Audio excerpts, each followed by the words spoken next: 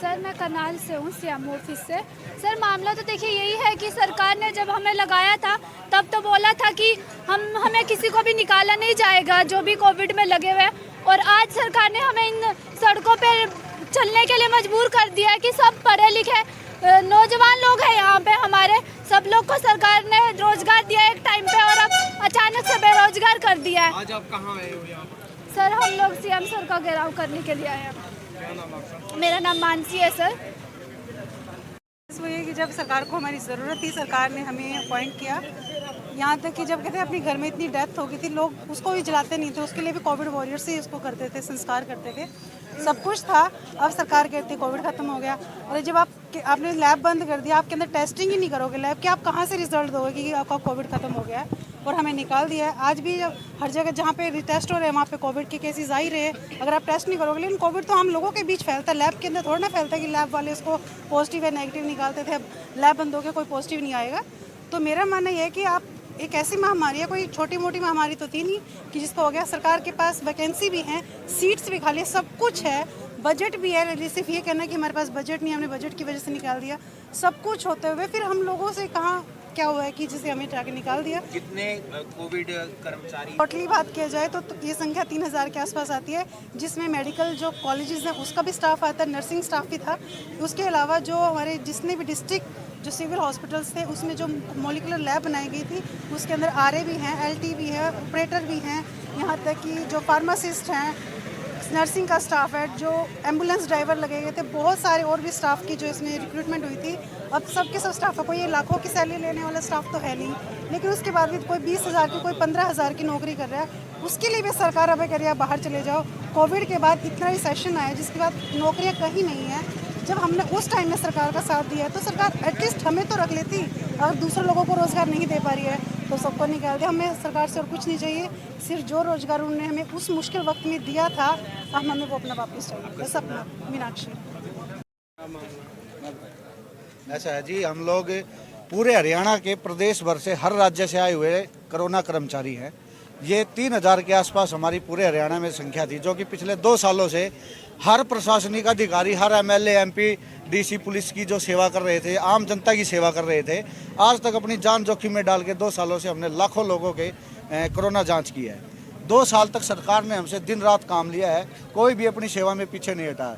3000 कर्मचारी जब मौत के मुंह में सरकार ने धक्का दिया था, उनके सरकारी कर्मचारी जो थे वो लोग पीछे हट गए थे, और ये लोग अपनी जान जोखिम में डाल के जनता की सेवा के लिए आगे आए थे। आज सरकार ने विभिन्न तरह के बहाने बनाते हुए 31/3/2022 को सबको बिना किसी पूर्व नोटिस के कार्यभार मुक्त कर दिया है। उसके बाद अब 17 दिनों से 18 दिनों से हमारा लगातार धरना हर राज्य में चल रहा है। आज पूरे प्रदेश भर से आए हुए सभी साथी कर्मचारी 9-10 डिस्ट्रिक्टों से आज हम लोग यहाँ सीएम को अपनी मांगों का ज्ञापन देने आए हैं। इससे पहले हम जिला स्तर पर हर अधिकारी, एमएलए, एमपी को अपना ज्ञापन दे चुके हैं, किसी ने कोई सुनवाई नहीं की है। कोई भी कर्मचारियों की बात सुनने को तैयार नहीं है। सरकार दावे कर रही है कि रोजगार दिए जा रहे हैं, धरातल पे सच्चाई ये है कि 3000 लोग सड़कों पे लाठियां खाने को आज मजबूर हैं। अपने परिवारों को छोड़ के ये लोग दिन रात आज धरना करने को मजबूर हैं। जिन पे कल फूल बरसाए जा रहे थे, कोविड वॉरियर जिन्हें कहा जा रहा था, आज वो लोग दर की ठोकरें खाने को मजबूर हैं। मेरा नाम सुरेंद्र नैन है, मैं पानीपत से हूँ। तस्वीरों में देख सकते हैं किस तरह से जो मेडिकल विभाग के जो कर्मचारी थे उनको निकाला गया था। उनका कहना है कि कोरोना के दौरान तो उन पर फूल बरसाए गए थे, उनकी पीठ थपथपाई गई थी, लेकिन अब उनसे ऐसा क्या गुनाह हो गया कि उनको बिना बताए घर पर भेजने के लिए सरकार मजबूर है। सरकार के पास या तो बजट नहीं है या कुछ और कारण है जिसकी मार इन कर्मचारियों को खानी पड़ रही है। अब ये कर्मचारी दर की ठोकरें खाने को मजबूर है। इनका ये कहना है कि उनको टिश्यू पेपर की तरह समझा गया, पहले यूज़ किया गया फिर फेंक दिया गया, जिसके चलते आज इनमें रोष है और सीएम का हाउस का घेराव करने के लिए पहुंचे हैं। एक तरफ मेडिकल विभाग के जो कर्मचारी है वो पहुंचे हुए हैं और दूसरी तरफ ये जो पुलिस कर्मचारी है वो अपनी ड्यूटी निभाते हुए नजर आ रहे हैं। उनका कहना है कि कोरोना योद्धा का दर्जा देने के लिए हमको आगे लाया गया था। जब उनके सरकारी कर्मचारी पीछे बैकफुट पर चले गए थे तब ये आगे आए थे और उन कोरोना से पीड़ित जो लोग थे कहीं ना कहीं उनकी जान बचाई गई थी। लेकिन आज इनको दर की ठोकरें और सड़कों पर ठोकरें खाने के लिए, सड़क पर चलने के लिए मजबूर कर दिया है सरकार ने।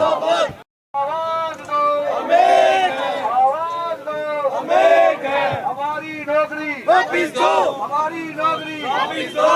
कोरोना योद्धा जिंदाबाद, कोरोना योद्धा जिंदाबाद, कोरोना योद्धा जिंदाबाद।